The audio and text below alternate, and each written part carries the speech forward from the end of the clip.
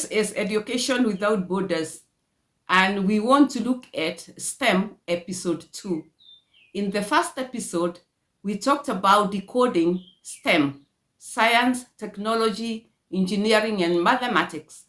We want to delve deeper into technology, and within this context, we want to zoom into the generation that is 60 years plus. This generation is also referred to as the baby boomers. Now, if you ask yourself, what has been going on, we've just been talking about Generation Z, Generation Z, or Gen Zs, but there are other generations. Let's look at what other generations were doing maybe at the time they were 20 years, because Gen Zs are 20 years. So in mathematical terms, because we are within the context of STEM, episode 2, the baby boomers are 60, take away one generation. One generation is 40 years. So 60 take away 40 is equal to 20. So if we roll back 40 years ago, we will look at what was this generation of baby boomers doing in their 20s. First and foremost, they must have been just finished secondary school, in high school, for example, maybe late high school, or even at university or college for that matter. It doesn't matter, wherever you are, the constant thing here was the age. You are in the age of the 20s. So we want to ask ourselves, remember, what did you used to do in your 20s if you are 60 today? That time there were no computers, there were no cell phones, there was no AI, but there were photographers. The photographers used to go from point to point taking images. And that time, the fashion was either bell bottom and platform, or for the ladies, mini skirts. And we could not wait for the time for photo shoot. And photo shoot, we used to take images. Photographs are simply images. And what are images? Images have colors. They have both primary colors and secondary colors. And remember, if you go back to your basic sciences, these colors have signal. There's a signal, there's a frequency that comes out. And we are talking here about the light. What color does it reflect? So we are back to physics. And remember, we said in our first episode that you can be able to code the different patterns. So the colors are different patterns, and you can therefore, mathematics being a study of patterns, you can code those colors. What am I getting to? I'm getting to the point that the images which we used to take and paste on albums can be translated into a mathematical model and then translated to be understood by artificial intelligence, AI. So we can be able to describe you in your album using AI by translating that data. All those albums with photographs is big data. So therefore, the baby boomers in their 20s were very busy generating data and pasting it physically on photo album. If you compare with what the Gen Zs do, they take digital pictures and send them to Instagram, to Facebook, to everywhere digitally. So it's the same. It's not a new thing. They are also generating data. But remember, there is still a lot of data, historical data, sitting on shelves of baby boomers. So we have looked at one way of data. What do we do with this data? The relevance of this episode is to bring to mind that there is work to be done. All that big data needs to be coded in such a way that it can be understood by AI, because we are in the era of AI.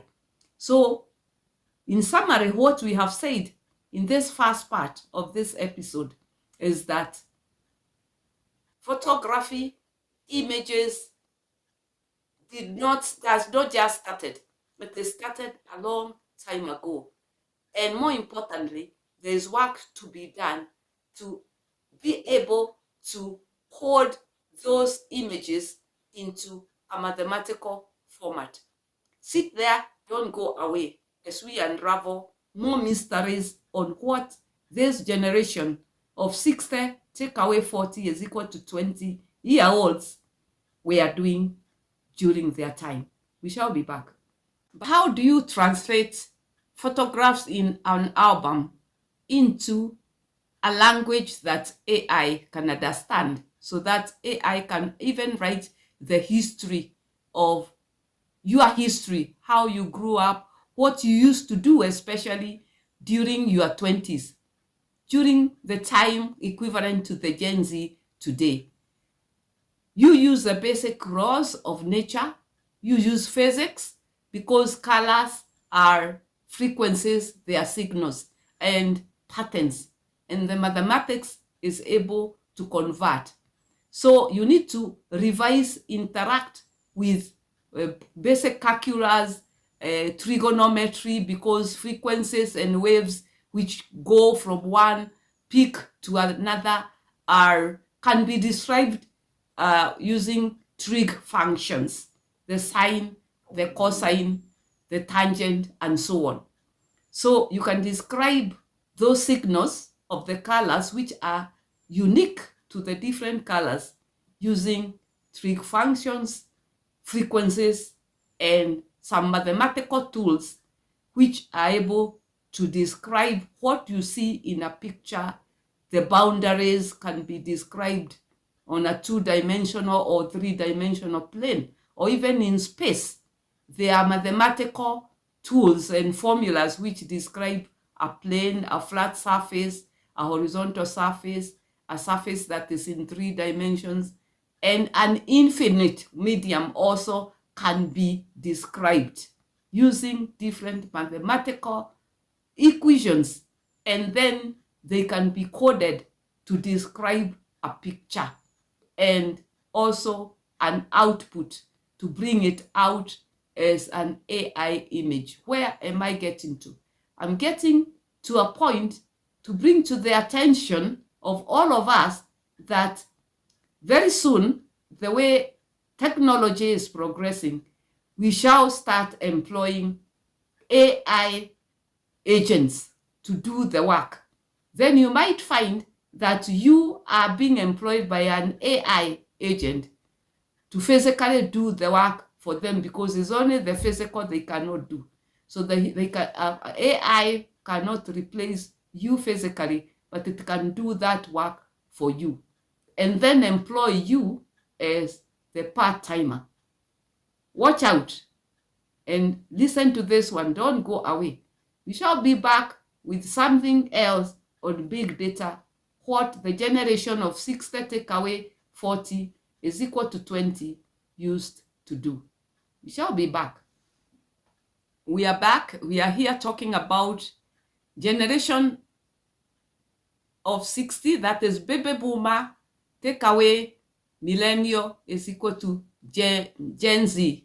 Mathematically, it means 60 take away 40 is equal to 20. So let's ask ourselves, when we were in our 20s as the baby boomers, what else other than taking photos and going to class and doing our normal work and household chores, what else did we do that the Gen Zs can be compared to what they are doing today?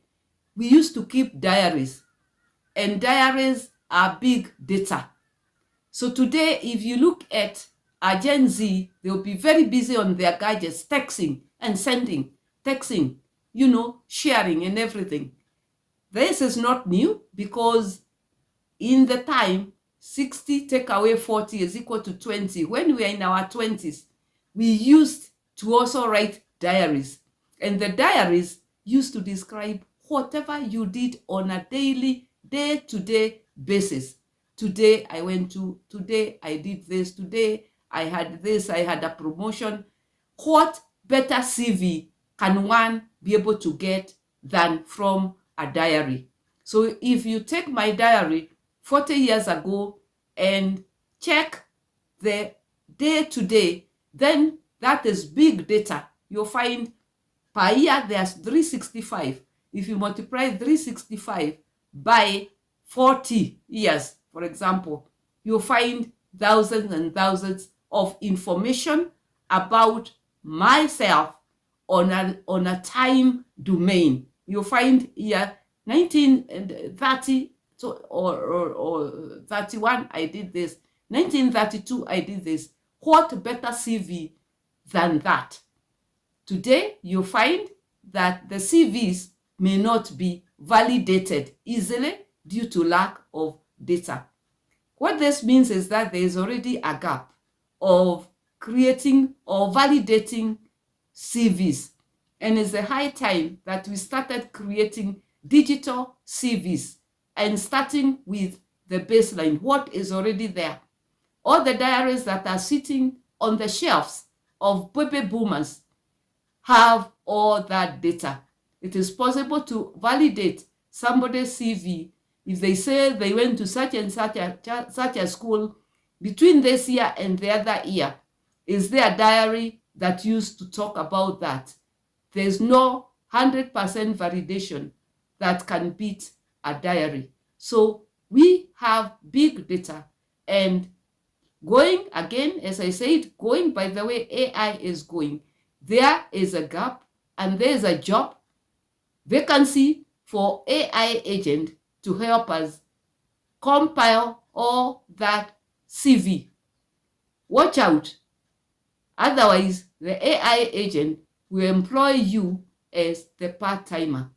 This is Education Without Borders, Decoding STEM Episode 2, and in particular, zooming at technology and how technology has compared between two generations, that is, generation of baby boomers and Gen Z.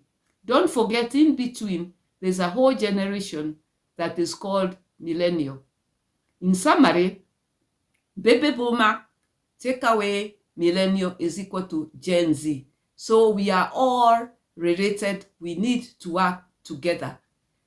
This is Education Without Borders. We shall be back in other episodes trying to connect the dots. Thank you for watching and subscribing and sharing and liking.